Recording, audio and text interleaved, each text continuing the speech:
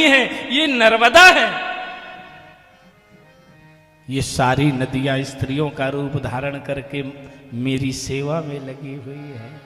उत्पन्ना द्रविणे साहम, मैं द्रविण देश में पैदा हुई हूं। भक्ति ने कहा उत्पन्ना द्रविणे साहम वृद्धिम कर्नाटके गतः, मैं कर्नाटक में गई तो और बड़ी हो गई। एक एक सब ध्यान से सुनना। भक्ति देवी ने कहा जब मैं कर्नाटक में गई तो और बड़ी हो गई। इसके बाद मैं गुजरात में गई, क्वचित क्वचित महाराष्ट्र में गई और बड़ी हो गई। लेकिन गुर्जरे जीर्णताम गता, जब मैं गुजरात गई तो बिल्कुल जीर्ण छीण हो गई, बहुत वृद्ध हो गई। क्यों? गुजरात में लोग भक्त कम हैं लेकिन ज्ञानी वैरागी बहुत है।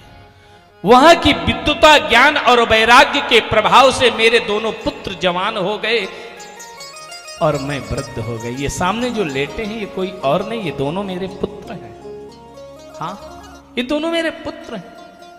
गुजरात में जब मैं गई दोनों पुत्र मेरे जवान थे, मैं वृद्ध थी।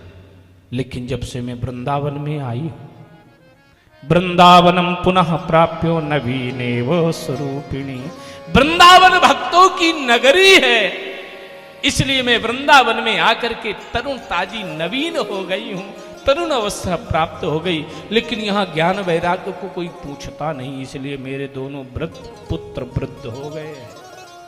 नारद जी ने कहा तुम चिंता न करो, वेद वेदांत घोष गीता पाठिर मुहुर्मुहु।